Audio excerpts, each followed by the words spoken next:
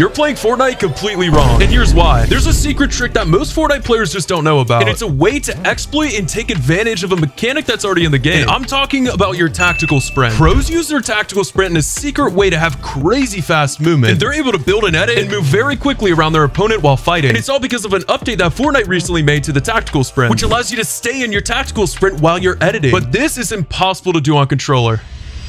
Until now. It's no secret you need optimal binds on controller to have decent mechanics, which means we use almost every single bind on our controller already, let alone the binds that we can press without taking our finger off our right joystick. So it makes it almost impossible for controller players to be able to quickly press their tactical sprint while they're building and while they're editing. But here's the secret I have to be able to fix this problem on controller. I use a scroll wheel on my controller, which comes with an extra paddle, and that's the middle mouse button of the controller scroll wheel. And I use that middle mouse button for my tactical sprint so I can have insanely fast movement on controller, just like the keyboard and mouse pros. And this makes it so much faster to be able to use your tactical sprint while building and help you in situations to keep full momentum while jumping out of a box, and of course being able to edit and tactical sprint at the same time on controller. So either give up one of the paddles on the back of your controller or buy a controller scroll wheel, and you can get one in the link in the description. And no, I'm not being paid by them. And also subscribe. Here are 25 tips and tricks for controller players that I wish I knew sooner. And the first tip is to bind switch move / edit to somewhere on your controller. This setting does not replace my regular editing setting on controller, but it adds a second editing bind, as you can see here, which also allows me to bring out my build mode as well. But you never want to touch this bind. The only reason we have this bound somewhere on our controller is to get rid of a terrible edit delay for controller players. And we can also do this on the keyboard and mouse settings as well, which is right here called switch quick bar. And this applies to keyboard and mouse and controller players. And no matter what input you're on, you're going to feel the lower editing delay in general. Next, you're going to want to actually take the time to use practice maps and improve your skill. This goes for aiming, edits, and piece control. And for controller players, it's super important to get consistent mechanics. Next is to use slow mode to actually practice your crosshair placement. This is super underrated and overlooked by many controller players because it helps you learn the muscle memory to get good crosshair placement, and it'll help you improve your timing and show you what's possible on the sensitivity that you play on for controller, especially those really hard mechanics. Also, try to learn unnecessarily hard edits on controller. This will really help you get out of sticky situations, and if you can edit quickly on controller, you'll put yourself at a huge advantage, especially while fighting keyboard and mouse players. And next is to stop sleeping on controller attachments. I highly recommend every controller player use control freaks, which are these red attachments on my joysticks. And I also recommend every controller player get a scroll wheel if you have the means to. This controller scroll wheel has completely changed the way I play Fortnite, and it's the thing that will drastically improve your skill at control. And next is to use double edit binds. I start my edit by pressing A on my controller, which is bound to a paddle on the back, and I select with my right trigger, and I confirm with my LT. And if I only use confirm or release rather than double edit binds, my single tile edits are much slower rather than whenever I confirm them. And if you want an in-depth guide on how to edit faster on controller and how to set up your double editing binds, watch the video on the top right of your screen after this video. And next is to use your shotgun on the first slot of your inventory. You can do this by going to your game settings and coming to preferred item slots and putting your loadout slot on shotgun. The reason why you want to do this is so whenever you take a wall, you can instantly swap to your shotgun for a quick shot on your opponent by just tapping once on one of your bumpers. And next is the stair face trick. This is a classic, but you can do this by putting a ramp above your head, pickaxing your opponent's wall once, then jumping and swinging your pickaxe at the same time to phase into your opponent's box. And you can also prep the wall from a distance, then shoot your way in as well. And you can also do the same exact thing while walking into your opponent's box just like this. You can also phase into your opponent's box by grabbing their cone and then editing a corner of it just like this, and crouching and shooting into their box above just like that. Next, this one is a little bit dangerous, but you can also phase into your opponent's box by editing a door just like this and then swinging your pickaxe, and you'll instantly be able to walk through. You can also phase into your opponent's box just by spraying all the way up and getting the alarm like that. And next, you can also slide phase into your opponent's box as well. And next is to always reset with your build mode out. If you get a shot on an opponent just like that, you want to make sure you pull your builds out before you press your reset bind. And the reason why is because then you can instantly hold your wall just in case if your opponent tries to take your wall back. And next is to make smart edits. Never make a peanut butter edit just like this while you're standing on a cone, then going down. You want to make sure you let go of your edit when you're covered by your right hand peak. Next is to always pre-fire your opponent. If you just take random shots at your opponent's build, sometimes those shots can land, and it's really worth it if you can land some good damage. And next is to learn both inputs. If you can kind of understand the play style of either controller players and keyboard and mouse players, you'll be able to change your gameplay accordingly depending on what type of opponent you're fighting. And this one's really underrated, so actually give it a shot and learn a little bit of keyboard and mouse mouse. And next is to always make sure you're pressuring your opponent. If you get a good shot on your opponent, you need to make sure you can't let them heal. Be sure not to make any stupid plays, but definitely always spray their box if you can. And next is to make sure you're taking advantage of your mantles. Being really good at mantling can throw your opponent off completely, and a lot of players just throw this under the rug. It's really important to learn good mantling. And next is to make a box and stand outside your box. Then when your opponent comes down to try to take your wall, after they get a good shot on you, you can instantly surprise them and get extra damage off on them. And this goes without saying, but always use a right-hand peek. No matter what edit you make, even if it's a window edit, never confirm your edit before you're behind your window. And last tip is to subscribe. The first part of this video is going to be PC and console tips, which means that we're going to go over some of the in-game Fortnite settings, and I'm going to tell you some physical things that you could do to get better FPS and lower input delay as well. Alrighty guys, so before we go right into our settings, I did want to mention if you wanted a 0 input delay 1v1 map, guys, you could use my map here. It's got all the best features, including music and slow-mo to be able to practice. So if you want to use it, here's the code on screen. But with that being said, let's hop right into our settings, and we're going to go to our display settings first. Now for console players, you're only going to have two settings here that we need to worry about. The first one is going to be 120 FPS mode if you're on the new gen consoles. Make sure you're not on 60 and go on 120. And the second setting is going to be motion blur. And since I'm on PC performance mode, I can't show you guys, but make sure you have motion blur turned off. And then for the rest of my PC guys, make sure you play on full screen. So many players I see are playing on windowed full screen, and this gives you an automatic 30 milliseconds of input delay. Full screen is an absolute must. And then resolution, unless you play on a custom res, I recommend you play on 1920 by 1080. I don't recommend 1600 by 900 because if you just wanted to get some lower FPS, you could come down here to your 3D res and just turn this down a little bit. It has the same exact effect. Then don't worry about your frame rate limiter because we're going to talk about this later on in the video. And then rendering mode, we're also going to circle back to this as well in the video, but make sure you are on performance mode. But the PC fellas, make sure you have your 3D res at 100%. If you want extra FPS and you play on a really low spec PC, you could come here and put this at about 90, but anything less than about 80% on your 3D res just looks really pixelated and it's hard to see players from long range. So that's why I usually keep mine at 100%. Then view distance, I recommend you keep on near. Textures, you can also keep on low. Then meshes, you want to be on low and not just for the FPS. You get better visibility in game and of other players with low message, so I recommend you keep that on low. And show FPS is obviously personal preference, and report performance stats, we're going to keep that on disabled. Then we're going to head over to our audio tab. We're going to come down all here. Obviously, our audio tab is personal preference.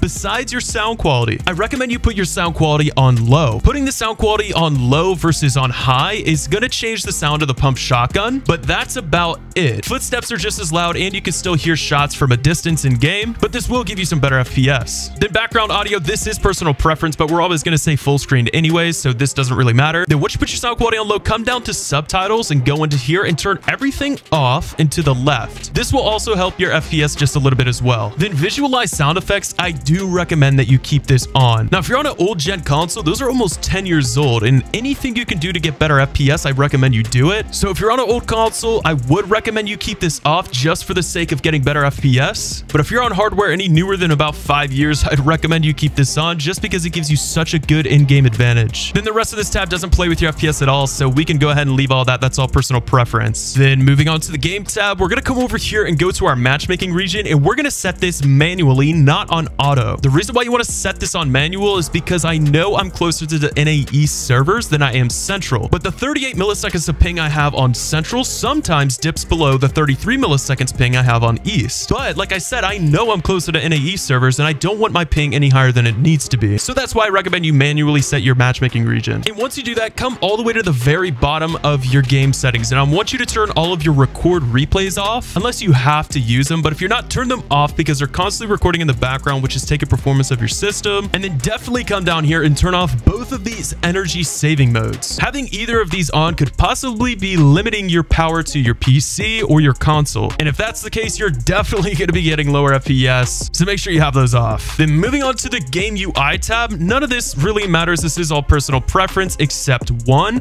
Come down here, take your runtime performance stats and turn this off. This only really helps in creative, but it is constantly running in the background, so go ahead and turn it off. And now moving on to the gyro settings. So even if you play keyboard and mouse, you need to come to the gyro aiming options and turn all of this off. Just like the replay mode, you don't want anything searching or working in the background that might be possibly taking FPS from your game. So I recommend keeping all of this off because aiming with your joysticks is is just way better anyways, even if you do use this. But this will help you keyboard players as well. Then I want you to come over to the controller options tab, and if you play on controller, make sure you have your vibration off. It's a really interesting one, but whenever I play with vibration, I feel like I have more input delay. And also not just controller players, but keyboard and mouse players as well. I want you to scroll all the way to the very bottom of the controller settings, all the way down to the foot controller, and we're also going to turn this off. It's the same exact idea with the gyro settings. You want this off because you don't want anything running in the background. Then all of my console and controller players, I want you to come all the way down to switch mode / edit in your controller binds. And I want you to bind this somewhere on your controller on a bind that you never press. For me, it's my right D-pad, and whenever I'm editing any of my builds,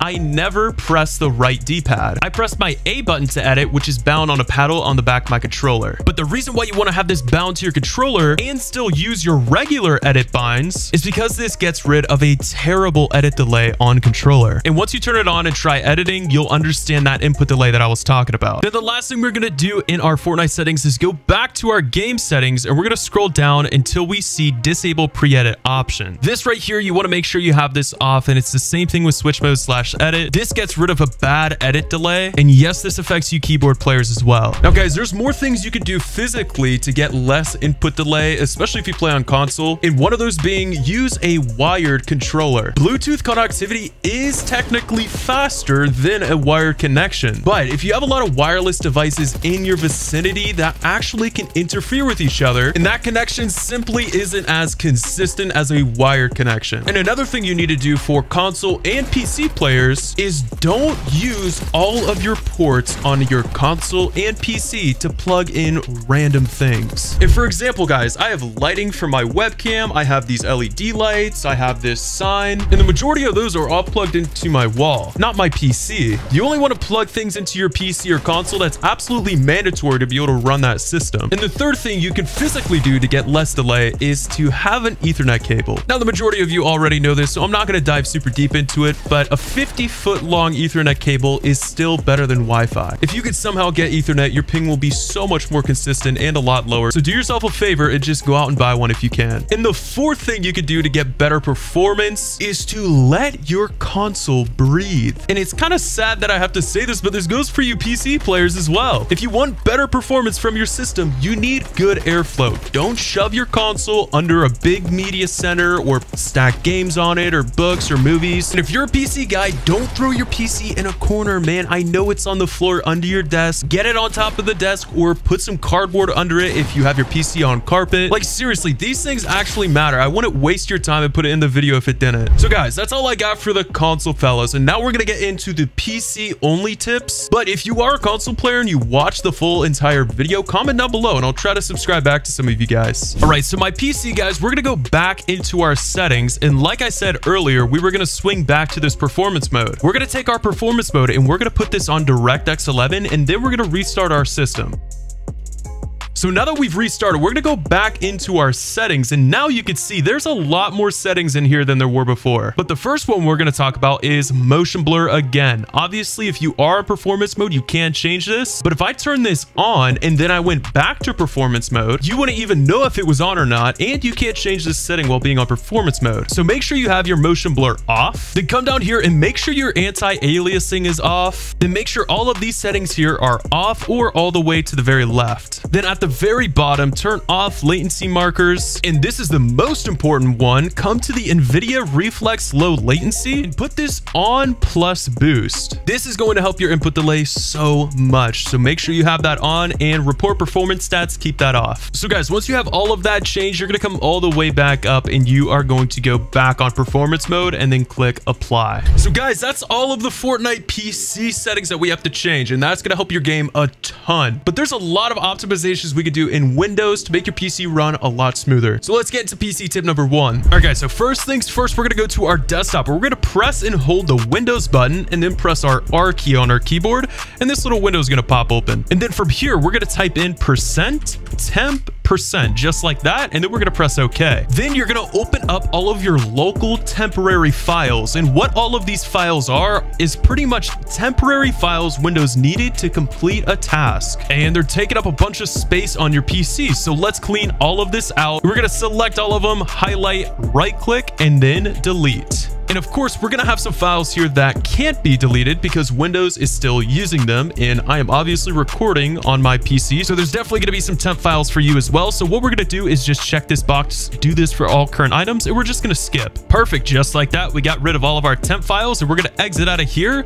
And then we're going to right click on our recycle bin, and we're going to click empty recycle bin, and then yes. And boom, just like that, we cleared up a bunch of storage on our PC. And if you've never done this before, it's probably going to be a lot of storage for you. All right, guys, and the next thing we're going to do is we're going to find our Epic Games launcher. And if you don't have a shortcut, you can search it up in your Windows bar right here. But what we're going to do is right click on our Epic Games launcher. We're going to go to properties. And once we're in properties, we're going to go over to the compatibility tab. And then we're going to click this box right here, which will run this as an administrator. And obviously it's already checked for me, but once you check that, go ahead and hit apply and then okay. Then we're going to go into our Epic Games launcher. Then we're going to come to Fortnite and we're going to click these three dots. And then we're going to click on options. Then once you're here, if you don't play Fortnite Save the World, you can uncheck this to uninstall Save the World. And I recently did it for a video, so I did have to reinstall it. But another one you don't need is high resolution textures. Uncheck that box as well. And if you're like me and you've done this before and you haven't checked it in a while, after the Fortnite Chapter 5 update, my high resolution textures re-downloaded by themselves. So if you've done this before but haven't done it since Chapter 5, definitely get rid of your high resolution textures, and we can just go ahead and hit apply. Then it's going to take a minute to initialize and uninstall those files. Then once that's done, you're not going to have high resolution textures anymore, so your game will definitely get some more FPS. All right, guys, and then the next tip we're going to do is we're going to press Windows and R on our keyboard, and we are going to type in %local app data %, just like how you see it here. And then we're going to press OK. Then we're going to scroll down until we see Fortnite game, not Epic Games, just Fortnite game. Then we're going to click saved. Then we're going to go to config,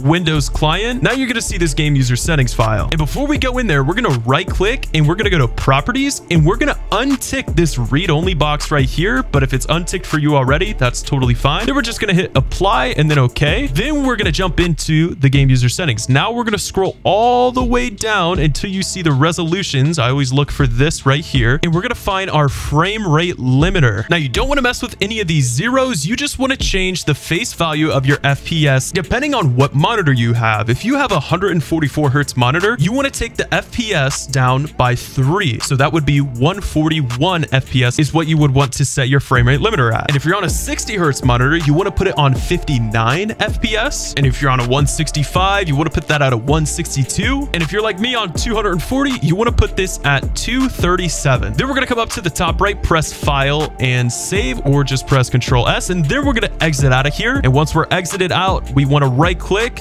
go to properties again. Then we're going to tick this read only box and make sure that's on, and then hit apply and okay. And now we can exit out of here and we're good to go. Now, the next tip I'm about to give you is such a drastic change. It's going to give you so much more performance. Press the Windows key down here and go into your settings. Then we're going to go to the gaming tab. And we're going to find game bar right up here up top, and we're going to turn this off. This is by default enabled on any fresh Windows install. The game bar is horribly optimized and it's not good, and it takes up so much performance of your PC. So once you turn this off, you'll realize what I'm saying. Once you get in game, your game is going to feel so much better. Then once you've done that, we're going to go to home, and then we're going to come here and we're going to search background apps right here. We're going to click that, and we're going to turn off all background apps. There is nothing in here that I necessarily need running while I'm gaming. Now, if you're a little bit different and you want something running in the background, like you want your calculator on or whatever it is, you could turn this on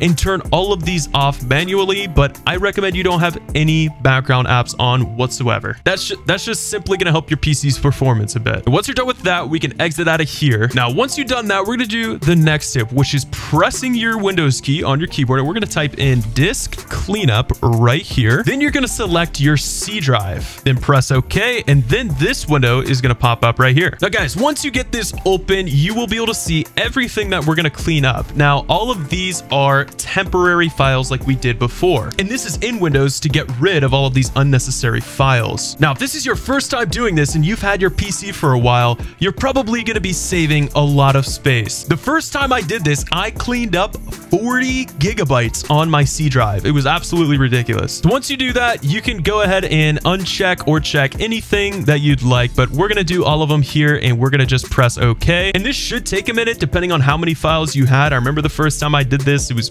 probably about 5 minutes. So don't be too worried. It'll take a few minutes. And once this is done, we'll be back. Oh, I didn't even realize it was done. Once it's done, it automatically closes, so you don't know, but it looks like mine was finished. Learning really long, big, flashy retakes are kind of useless, and that's why I don't really ever make videos about them. But what's more important is learning how to do certain building techniques to put all together so you can do consistent high ground retakes. And once you do get a little bit more advanced, you should learn those longer retakes. But first, let me teach you some really important building techniques that are super useful in retakes and pretty easy to learn. Okay, the first thing we're going to learn is the Clicks ramp brush, or the double layer ramp brush. This puts you a whole entire layer above as if you were only doing a single tile ramp brush. And it's super easy to do. You just got to be at the top of your stair, place a floor and a stair like this, and another floor and a stair, and another floor and a stair. And this goes for all the retakes I'm going to show you in this video, but the best way to practice is with the slow mode. Slow mode makes it way easier to hone in on your movement and actually understand where you need to be at what time. So if you need a 0 input delay slow mode map, here's the map code for my map here. The next thing we're going to talk about is how to correctly do 90s. I know this is a simple one, but there's tons of ways to do 90s, and a lot of people just kind of get this wrong. There's infinite 90s like this, but they have zero structure, and they're also super easy to get shot out. So the best way how to do your 90s is by doing protective 90s like this, which slowed down, they look something like this.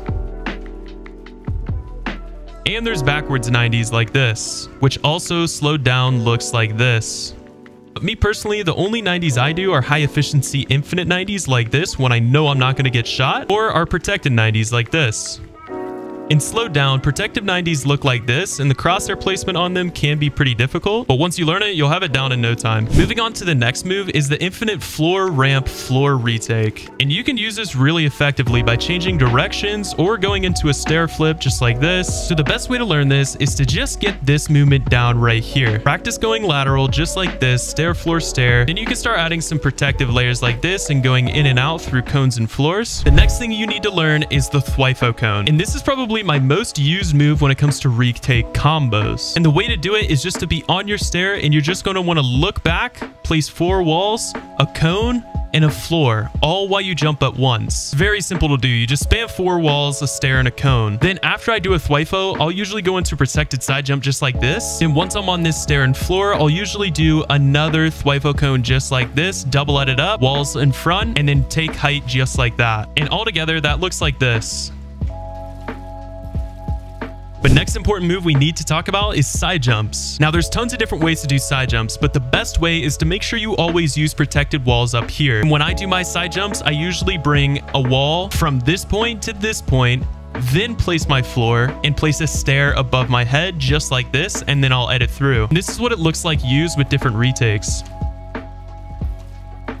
So now that we got the most essential moves out of the way, I'm going to show you how to put those together in a combo that I most frequently use. So I'm going to start boxed up to make sure this is realistic. We're going to jump out of our box any direction and place a floor, a cone, and a flat. Then we're going to edit the floor. We're going to place 2 walls above just like this, and then we're going to do a side jump. So when we jump out, we're going to place a wall to our left and in front of us. And we make sure we land on a flat and place a stair above our head. Then we're going to edit out of this wall just like this. Then we're going to place 2 ramps and 4 walls just like this. Then we're going to come to our right side and change direction. And we're going to place a cone all the way above our head up here, a floor and a cone out here, and a stair. So then we're going to use the infinite stair, floor, stair. While coming out of here, we're going to edit the stair. Then we're placing 4 walls just like this. And we're going to come up and we're going to reset this floor right here, come out, do a side jump, and gain height. And all together, that'll look something kind of like this.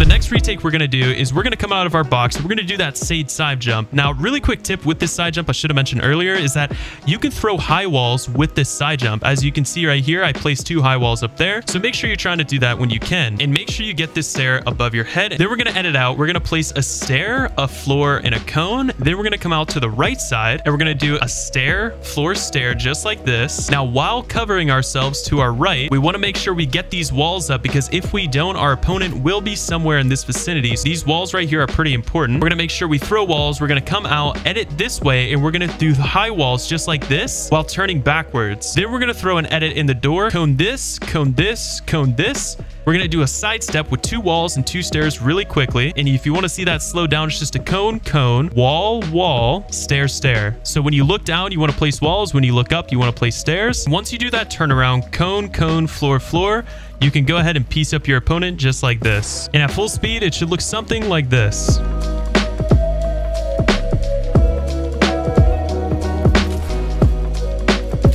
Now, retake number 3 is shorter, but it's a really good one. I discovered this move probably like 2 years ago, and I called it the takeoff classic. So you're going to want to start off by throwing 4 walls and 2 stairs. Then you're going to edit through, place a stair and a cone, then another 4 walls just like this. Then you're going to edit this cone and this wall. But it's pretty hard to get all of that off and then turn around while also placing walls up here. Then editing this part of the cone to make it a Dorito. Then editing through this back wall. Then place a stair, a cone, protective side jump, then piecing up your opponent. And at full speed, it looks something like this.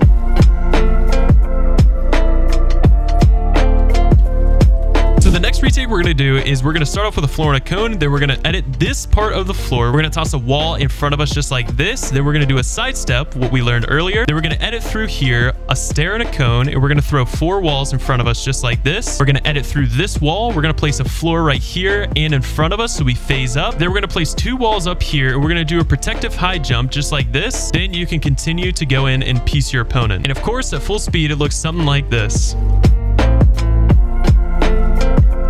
All right, guys, so this retake is perfect for whenever you're boxed up and you want to get out of your box and gain height quickly. So we're going to start off by editing this floor and make sure you get the 3 tiles here instead of just 2, because if you only get 2, you could maybe knock your head on this flat right here. So make sure you get the 3 tiles. Then we're going to throw walls up here, protective walls. Then we're going to edit this cone and make sure you don't edit this cone out on this side either, even if your opponent is behind you, because they might be able to get a shot off when you jump out. So just edit this 1 tile and we're going to jump out by placing a floor and a stair. Then from here, we're going to do a protected side jump. So we're going to throw walls up here. We're going to jump out with placing a floor above our head. And we're going to edit out straight in front of us. Then we're going to go out to the left with a stair, floor, stair. Edit through this flat right here, cone above us. And we're going to jump out this way as well while dragging that cone. And we're going to place a flat and land on a stair. And then we're just going to double edit up and then retake height. And honestly, it really doesn't matter what you do after that side jump, but you want to make sure you keep changing directions and keeping your momentum. And at full speed, it looks like this.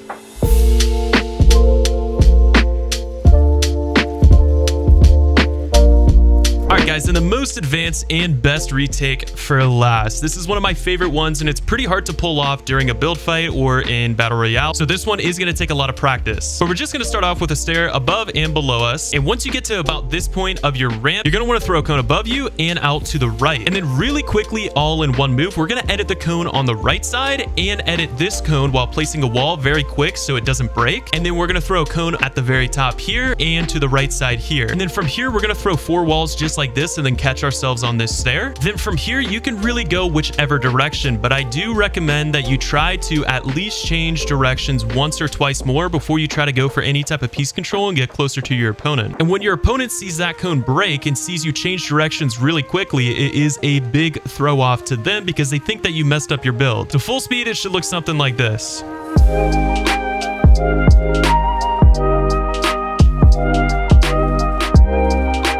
So guys, if you learned something new, subscribe to me. If you want to edit faster on controller, then you're watching the right video. I have a couple key secrets that I use for my gameplay to edit way faster on controller that I'm going to show you today. And at the end of this video, you're definitely going to be a lot happier with your editing speed. And the first thing we need to do is go into our settings so we can remove as much input delay as possible. So first up, if you're on console, make sure you're playing in 120 FPS mode. And then it says 60 FPS for me here, but I actually play at 235, as you can see in the top right of the screen. I do that by going into the game files. And if you want a full guide on how to reduce input delay and get higher FPS, click the video in the top right and watch that after this video. Then also for you console players, make sure you go to your motion blur and turn that off. And next, we're going to go into our game settings and we're going to scroll down until we find auto confirm edits. You want to make sure you turn this from none or edit to both. What this does is it allows you to just press your edit bind, then press select and let go, and it automatically confirms that edit for you. And same thing with a reset. All you have to do is press your edit bind and then your reset edit key and it automatically confirms it for you. But as you can see here, I use a controller scroll wheel, so I only keep mine on just edit. Then go up to, and you want to turn disable pre-edit option off. You want to make sure you're not using the setting that allows you to disable pre-editing your builds just like this. And the reason why you don't want to have that setting on is because it gives you a terrible edit delay for controller. You can turn that setting on and then try to go edit, and you'll know exactly what I'm talking about with the delay. Then next, if you're on PC, scroll down to the Nvidia highlights and turn this off. But if you're on console, just don't worry about it. Then you want to go to the bottom of your game tab, and you want to make sure you have all of your replays off and the energy saving mode off if you're on PC. This absolutely destroys your FPS and will give you a ton of input delay, so make sure you have both of these off. Now we're going to come over to the controller sensitivity tab, and I want you to come down to and make sure you have your edit hold time all the way to the left. And right above that, you want build immediately for Builder Pro on. Then we're going to scroll down some, and these are the settings that I use. So I use 40% on horizontal and vertical. Then I use a 2.0 build and edit mode sensitivity. These settings are absolutely perfect for finding the balance in between fast and smooth, with also having absolutely insane aim. And a secret trick that I want to show you guys is to turn off your advanced options,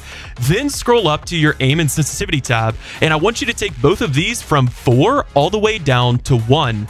Then come back to your advanced sensitivity options, and then you're going to want to turn this on, then hit apply. What that does is it takes your non-advanced options right here and puts those all the way down to the lowest setting that it can go. And what this does is it gives you a very low in-game dead zone, which helps a ton with your crosshair placement and making sure that you're not swinging your edits all the way around your screen like this to be able to just get an edit done. It makes it super easy to hit tight and concise edits just like this. And scrolling down to my ADS sensitivity, if you want that, I use 1111. And make sure you don't use any boosts or any boost ramp time except on your ADS sensitivity. Also, I don't recommend dampening time because this will really mess up your muscle memory, and it takes so much longer to get good aim and consistent crosshair placement when you have any boosts or look dampening time on. Then for the look input curve, linear is the best no matter what. You can get the best possible mechanics while you're on linear versus exponential. Then coming down to the dead zones, I recommend that you put your left dead zone at 15% and your right dead zone at 5%. The reason why you want your left dead zone on 15% is because you want to make sure that you're not slightly accidentally moving your character, or if you have drift, you're not going to walk off the edge of your build just like that. And for your right stick dead zone, you want to make sure this is as low as it can go for how comfortable you are with your controller. It's super important to be able to hit edits like this from far away and still be able to look around and get a really nice crosshair placement with that 5 dead zone. And pretty much any dead zone above 8 to 10, depending on what controller you actually use, is not super good because you become pretty choppy. And in my experience, it's definitely not as easy to have a smooth gameplay while on controller with a higher dead zone. And next, we're going to talk about binds. So for controller binds, the most important thing is that you have your right thumb on your joystick while you do these 3 things. You want to be able to look around while jumping just like this, pulling your build modes out just like this, as well as editing just like this. The reason why this is so important is because imagine I had to take my finger off my joystick, press my edit bind, then look up, and then press this again. I would be terrible. Like, I wouldn't even be able to, oh my, like, dude, this would, oh, can't use that bot. Oh, okay, wait, guys, do you get the point? Like, it's really bad. That's compared to me being able to pull my builds out and press my editing bind while looking around wherever I want to. And it does depend what controller you use. For example, I have 4 paddles and I have a controller scroll wheel. But if you only have 2 paddles, or if you play claw, or if you don't play claw at all and don't have any paddles, you need to have really specific binds. And I made a full guide to controller binds for which controller grip and controller playstyle you have. And I'll link it right up here if you're still struggling to find perfect binds.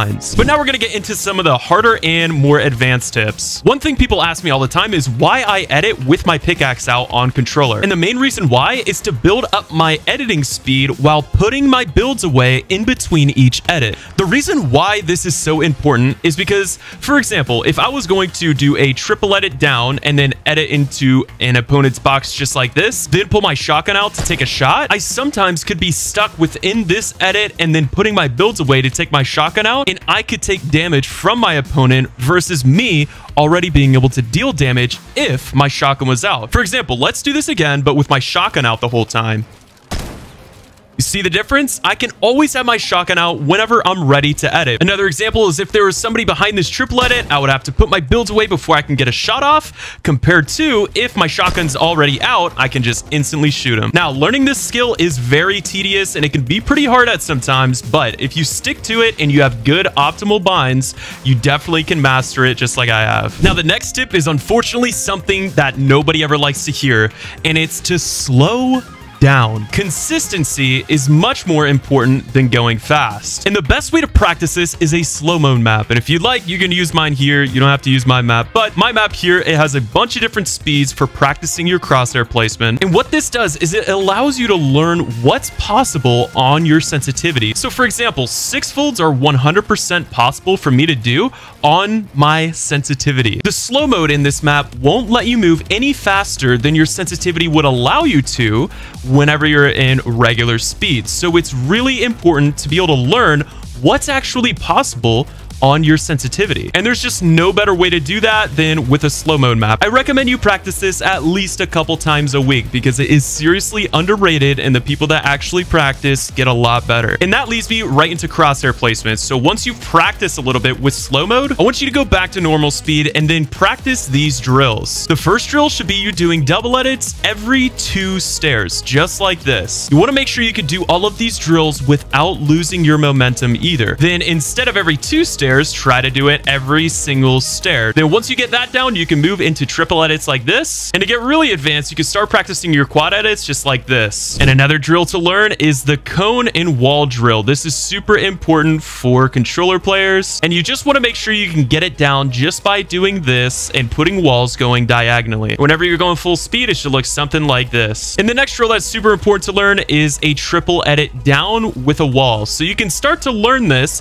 by just doing a double edit, then placing a stair and going through and using this pattern right here while you skip a floor just like this. Then you can start adding a wall at the end just like this. And another super important drill to learn is the cone and wall drill just like this. And once you start getting this down right here, you can start going in between just like this, and this makes it a lot harder, but this one's really good to learn for your consistency as well as your button press speed. And the last tip I have for you is to bring all of this practice into real games. The best way to do this is to be as flashy as possible that you can be in either Tilted Zone Wars or any creative games that you respawn. Then eventually go into real games and W key everybody with as much flashy edits as you possibly can. This will teach you discipline, and it'll also give you a bunch of confidence whenever you're in game to actually make those flashy edits that will turn out to you absolutely destroying your opponents. So next time you're in a pub game, try to hit as many flashy edits that you possibly can. There's a secret controller setting that will drastically improve your aim and your mechanics. So if you go into your settings and then go into your controller options, and if you come here to use advanced options and you turn this off, then the game will make you play with non-advanced options, which are these settings right here. And these settings are just for the new players that don't want to mess with all the advanced options. And I highly recommend you don't use these. But what you most likely don't know is that these settings will still affect your advanced options. So if I take both of these settings and put both of these at 1 and press apply, then go out, this is what my sensitivity looks like, and it's super slow. But if I go back into my settings and then I keep these both at 1 and then turn my advanced options on, then hit apply, my sensitivity is right back to normal. But where the secret comes in is that you can use this to your advantage. So if you have both of your non-advanced sensitivities on 1, the game won't slow down your sensitivity, but it will make you feel like you have a higher in-game dead zone. It's one of the hardest things to explain, so what I'll do is show you this example here. This is what my crosshair placement looks like on 1.1 non-advanced sensitivity with my advanced options on. And as you can see, I'm super consistent. My crosshair placement is really good. And this is what I look like with the non-advanced options on 10 and my advanced options on. It's super hard to stay consistent even after playing on it for about an hour, and even after I got used to it, I was still whiffing shots. So I highly recommend that you try 1.1 on the non-advanced sensitivities while also turning your advanced settings back on and test how it feels, and you'll know exactly what I'm talking about. And in turn, you'll get more consistent building and faster editing because you'll simply have improved crosshair placement. So if you didn't know this and this helped, hit the subscribe button. So if you want to get better at Fortnite, you made it to the right place. And before you skip this intro, I just want to pre-warn you, there are tons of different tips and tricks videos out there, and a lot of the times that information is regurgitated or simply can't be super helpful. But in this video, I can almost guarantee you're going to learn something new, and by the end, you're going to have something to work on or find a different way that you're going to improve your game. All I ask is for you to watch the full video, and if you learn something new and find this actually actually to be helpful, make sure to hit the subscribe button. But let's stop wasting time. Let's get right into tip number 1. All right, guys. So tip number 1 is going to be a tip with a kinetic blade. With the kinetic blade, as most of you know, if you try to dash into somebody's box, you can't get in. And I have somebody holding this wall here, right? But if you ping the wall and you go 21 to 22 meters away,